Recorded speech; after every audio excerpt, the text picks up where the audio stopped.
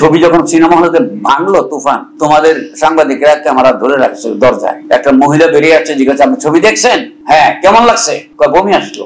সাকিব 2 কোটি টাকা চাকতা দিয়ে তোমার কি আমার কি, যদি চাই এসে নিতে পারে নিবে, এটা তার ক্রেডিট।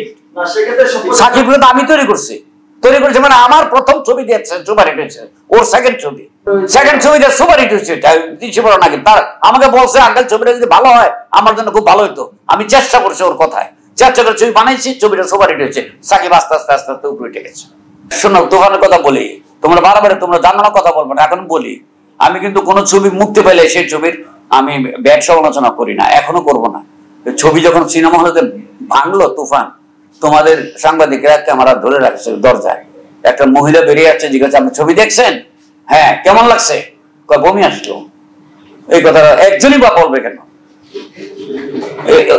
বলেছে, এটা প্রুফ আছে, তোমরা শুনো নাই, দেখো নাই? হ্যাঁ, তাহলে তুফানের এই ব্যাপারটা বলো না কেন?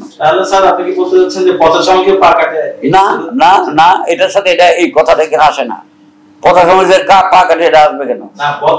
না না, এটা বদলাম না। অডিয়েন্স, দর্শক, তার কাছে ভালো লাগে নাই বলতেছে।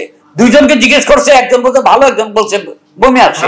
এরকম অনুপাতে সবাইকে জিজ্ঞেস করলে অর্ধেক ভালো বলবে, অর্ধেক খারাপ বলবে। একজন বলে মোটামুটি, একজন বলে খুব ভালো লাগছে, আর একজন বলে ভালোই লাগে নাই। না, আমি এটা বলি না তো মুখ দিয়া, ফ্লপ বলি না, হিটও বলি না।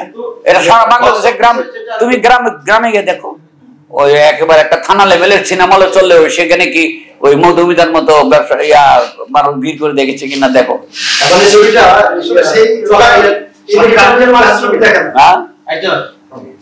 সাকিব খানের যে পারিশ্রমিক সেটা 1 কোটির জায়গায় 2 কোটি টাকা হাঁকানো হচ্ছে, এরকম একটা নিউজ আমরা শুনতে পেয়েছি।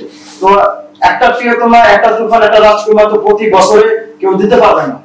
সুপার ডুপার 2 কোটি টাকা তোমরা শুনছো, 2 কোটি টাকা শুনছো, তার সঙ্গে কথা বলছো নাকি? তোমরা তোমাদের মতো জার্নালিস্টের সাথে ইন্টারভিউ দেয় না, কোনটা? না, আমাকে জিজ্ঞেস করো কেন? তুমি সাকিবকে জিজ্ঞেস করো না কেন? সাকিব তোমাদের সাথে কথা বলবে না। না, সাকিব বলবে না, বললে অনেক ধরা পড়বে, অনেক কিছু, এই জন্য বলবে না তোমাদের সাথে কথা। তার সত্যটাও ধরা পড়বে, মিথ্যাটাও ধরা পড়বে। সাকিব 2 কোটি টাকা চাকতা দিয়ে তোমার কি আমার কি, যদি চাই এসে নিতে পারে নিবে, এটা তার ক্রেডিট। সাকিবকে তো আমি তৈরি করছি মানে আমার প্রথম ছবি দিয়েছে সুপারহিট হয়েছে, ওর সেকেন্ড ছবিতে সুপারহিট হয়েছে, বড় নাকি তার আমাকে বলছে আঙ্কেল ছবিটা যদি ভালো হয় আমার জন্য খুব ভালো হইতো। আমি চেষ্টা করছি ওর কথায়, চেষ্টা করে ছবি বানাইছি, ছবিটা সুপারহিট হয়েছে। সাকিব আস্তে আস্তে আস্তে আস্তে উপরে উঠে গেছে। 200 কোটি টাকা নোক বা 100 কোটি টাকা নোক, তাতে আমাদের তো কিছু যায় আসে, নোক না। যদি মনে করে আমি দিই, আমি লাভবান হবো, করো। সে কি আপনাদের স্মরণ করে এখন? না, আমাদেরকে স্মরণ করতে প্রয়োজন নাই, এখন সময় আছে তার, এখন তো কাজ করে ভুলবে না।